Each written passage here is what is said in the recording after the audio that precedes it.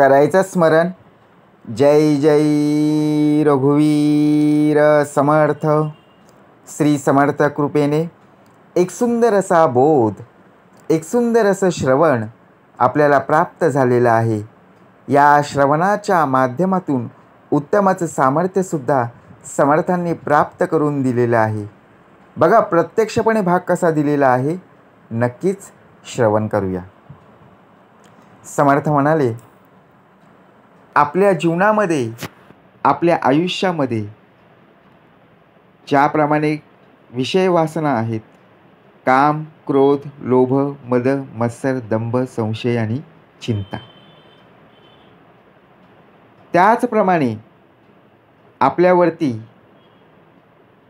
ज्याप्रमाणे राग, मत्सर, क्रोध येता कामा नये.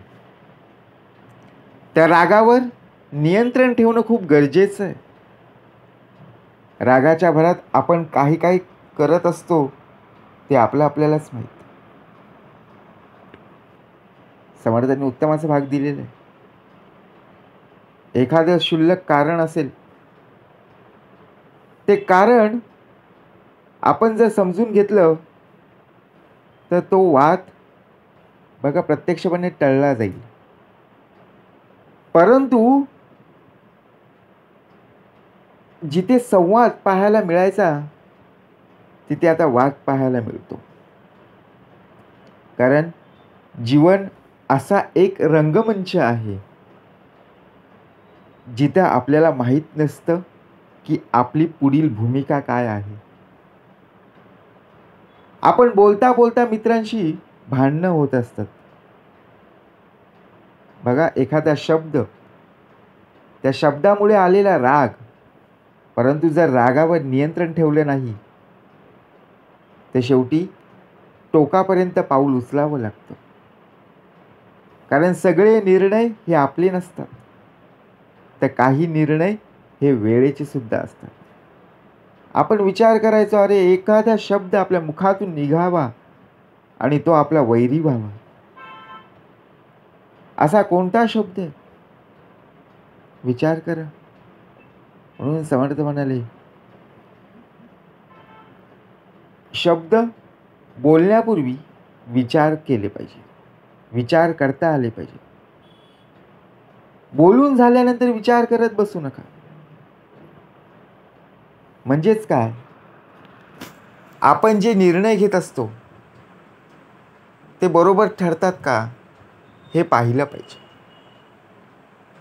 कारण सारासार विचार करून विवेकाने प्रत्येक गोष्टीचा निर्णय घेतल्यास यशप्राप्ती निश्चितपणे होत असते. आता आपल्या घरामध्ये आई वडील असतात, मुलांना सांगत असतात, मुलींना सांगत असतात. आई आपल्यावर रागावते, बाबा आपल्यावर रागवत असतात, ओरडत असतात. परंतु तो राग आपण मनाशी बाळगून धरत असतो. परंतु ते का रागवतात याचा जर आपण विचार केला, ते प्रेमाने सांगत असतात, मायेने सांगत असतात. तो राग आपल्याला शिकवत असतो. आपण आपल्या मनाला फक्त लावून काय घेतो, बाबा माझ्यावर ओरडली, आई माझ्यावर ओरडली. परंतु सकारात्मक दृष्टिकोनातून जर विचार केला, आई का ओरडली, बाबा का ओरडले, तर आपल्या चांगल्या फायद्यासाठीच ना. जर आपल्याला आई ओरडली नसती किंवा बाबा ओरडले नसते तर आपण चुकीचं पाऊल उचललं असतं, निर्णय चुकीचा घेतला असता आणि शेवटी पश्चाताप आपल्याला सुद्धा भोगावा लागला असता आणि आपल्या कुटुंबांना सुद्धा. म्हणून तर ना, ज्याप्रमाणे एखादी व्यक्ती मनापासून सांगत आहे त्या व्यक्तीचा आपण आदर न करता अनादर करत असतो. जर तुम्ही पाहिलेलं स्वप्न पूर्ण नसतील होत तर तुमच्या कामाची पद्धत ही निश्चितपणे बदला. तुमचे तत्व नाही, कारण झाडं नेहमी आपली पानं बदलत असतात, मुळं नाही. मूळ तसाच राहतो. पानं बघा अनेक प्रकारची येत असतात. छोटी मोठी पिकलेली पानं असतात, कच्ची पानं असतात, बरोबर की नाही?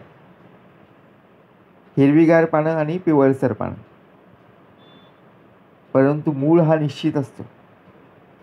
मग तसंच आपला या देहामध्ये मूळ तसाच आहे, परंतु आपण स्वतःहून रंग बदलत असतो. विचार करा, आपल्याला निश्चितपणे बदलायचं आहे. आपल्यामध्ये बदल घडला पाहिजे. आपल्याला कधी राग येता कामा नये. एखादी गोष्ट जर मनाप्रमाणे होत नसेल ना, तर ती गोष्ट अर्धवट ठेवा, परंतु राग कोणावरती काढू नका. आपण काय करतो, एखाद्या व्यक्ती आपल्या समोरून जात असताना आपल्याला काही बोलला, तर त्याचा राग आपण इतरांवर काढत असतो. कसा भाग दिलेला आहे बघा. आता जेव्हा एखादी व्यक्ती समोरून बोलून गेलेली आहे, त्या व्यक्तीला एकही शब्द न बोलता तो बोललेला आहे ते शब्द मनाशी धरून आलेला राग आपण घरच्यांवर काढला. दार उघडायला उशीर झाला म्हणून तोच राग आपण पत्नीवर काढला, आईवर काढला, मुलीवर काढला, मुलावर काढला. मग शेवटी यातून काय मिळालं? जो राग होता, जी व्यक्ती बोललेली आहे त्या व्यक्तीला जर आपण बोललो असतो, आपण काय चुकलेलो आहोत, जर ती व्यक्ती बोललेली आहे तेव्हा आपल्याला कळलं असतं. परंतु तेच शब्द आपण मनाशी बाळगून आपण आपल्या घरच्यांवर राग काढला तर त्यातून काय आपण साध्य केलं? काहीच नाही. शेवटी आपण पश्चाताप आपल्यालाच करावा लागतो. मग आपण चुकलेलो आहोत हे लक्षात येतं, बरोबर की नाही? कारण ज्याची ध्येय खूप मोठी असतात ना, त्यांना आलेलं अपयश सुद्धा इतरांच्या ध्येयापेक्षा खूप मोठं नक्कीच असतं. अहो, काम करत असताना बघा, आपल्याला कोण मदत करायला येतो की नाही ते माहीत नाही. ऑफिसचा टाईम आहे, ऑफिसच्या वेळेमध्ये आपण काम करत आहोत.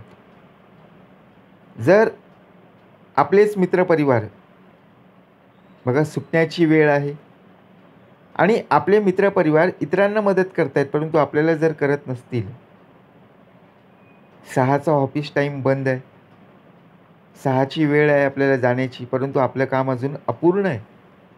मग आपल्याला राग येते की नाही, की हेच आपले मित्रपरिवार आपल्याला मदत न करताना इतरांना करत आहेत. मग तो राग आपण मनाशी धरत असतो. परंतु जेवढं आपल्याला येतं तेवढं आपण निश्चितपणे केलं पाहिजे. मत्सर, क्रोध सर्व बाजूला ठेवायचं. यातून काहीच मिळणार नाही आहे. आपले ध्येय निश्चित करता आलं पाहिजे. आपल्या जीवनाला अर्थ दिला पाहिजे, भले ते मोठं असो किंवा लहान असो. ज्याचं ध्येय निश्चित नसतं ना, तो जिवंत तर असतो पण त्याच्या जगण्याला अर्थ नसतो. मग नुसतं जिवंत असून उपयोगाचं काय? जगण्याला अर्थ तर हवा. कारण सर्व जीवजंतू, पशु पक्षी, किडा मुंगी सर्वजण जगत आहे. परंतु समर्थ म्हणाले, देहे त्यागिता कीर्ती मागे उरावी. या विश्वामध्ये, या आयुष्यामध्ये, या जीवनामध्ये काय सार्थक केलेलं आहे? नुसतं जगणं म्हणजे आयुष्य नाहीये. मनुष्याच्या शरीरातील कान हा सर्वात घातक अवयव आहे. कारण बघा, आपण विचार करतो, तो जे ऐकतो ते डोळ्यांना सुद्धा खोटं ठरवायला भाग पाडत असतो. आपण एखाद्या व्यक्तीचं ऐकतो आणि तेच ऐकून बघा इतरांना आपण सांगत असतो. कानाने ऐकायचं, डोळ्यांनी प्रत्यक्षपणे पाहायचं आणि मगच आपल्या वैखरीतून ते शब्द बाहेर आले पाहिजेत. कारण मानवी जीवन यशस्वी व्हायचं असेल तर तडजोड हा एक मार्ग आहे. मनुष्याने ते करायला शिकलं पाहिजे. जिथं जिथं तडा जाईल तिथं तिथं जोड देता आली पाहिजे. जिथे जिथे संकट आलेलं आहे, जिथे जिथे प्रसंग आलेला आहे, तिथे राग न व्यक्त होता तिथे आपल्याला नामस्मरण, देवाचं स्मरण आपल्याला करता आलं पाहिजे. तडजोड म्हणजे शरणागती नव्हे, तर ती परिस्थितीवर केलेली आहे. बरोबर की नाही? परंतु आपण काय विचार करतो? तडजोड म्हणजे शरणागती नाही. बघा भाग कसा दिलेला आहे.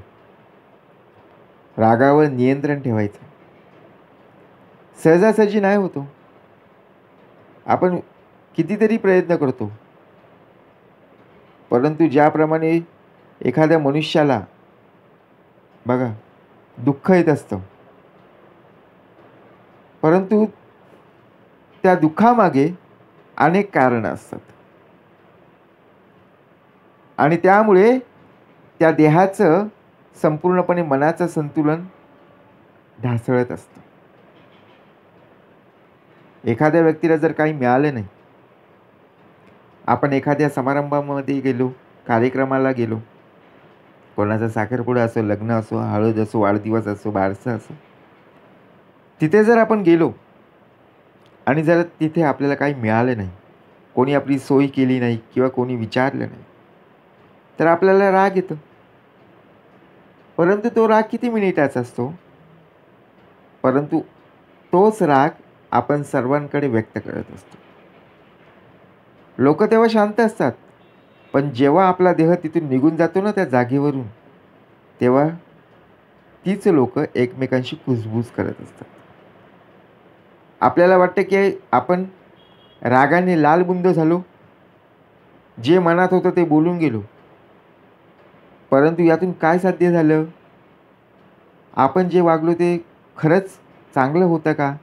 मनाला प्रथमतः प्रश्न विचारायला हवा. कारण आपली संगत आपलं भविष्य घडवत असते. जर बघा प्रत्यक्षपणे तांदूळ असतात बघा, एखादी हळद असेल किंवा कुंकू असेल, त्यामध्ये जर मिक्स केले ना तर ते देवाच्या चरणी पोहोचतात. पण डाळीसोबत जर मिक्स झाले तर त्याची ती खिचडीच बनते ना. कारण आपण कोण आहोत हे पाहायला पाहिजे. आपली संगत कोणासोबत आहे हे ओळखता आलं पाहिजे. बरोबर की नाही? म्हणून जीवनात राग, मत्सर, क्रोध आपल्यापासून दूर राहायला पाहिजे. आपण त्याच्यापासून दूर राहता आलं पाहिजे. आपण त्यामध्ये राग, क्रोध, मत्सर या गोष्टीमध्ये जर आपण राहत असू तर पुढचं भविष्य आपलं अंधारात आहे. कारण का? मत्सराने मत्सर वाढत असतो, क्रोधाने क्रोध वाढत असतो आणि शेवटी रागाने राग. म्हणून समर्थ म्हणाले, आपल्यामध्ये राग नसावा. नम्रतापूर्वक आपण जेव्हा राहू ना, तेव्हा सर्व गोष्टी सुरळीतपणे पार पाडल्याशिवाय राहणार नाही. एखादी गोष्ट जर जमत नसेल तर तिथे राग व्यक्त करू नका, ती समजून घ्या आणि नंतर पुढे प्रवास करा. बरोबर की नाही? म्हणून समर्थ म्हणाले, वेळेवर ज्याप्रमाणे आपण एखादी गोष्ट पार पाडली नाही तर तिथे राग न आणता त्या रागावर नियंत्रण कसं ठेवता येईल हे पाहिलं पाहिजे. जय जय रघुवीर समर्थ.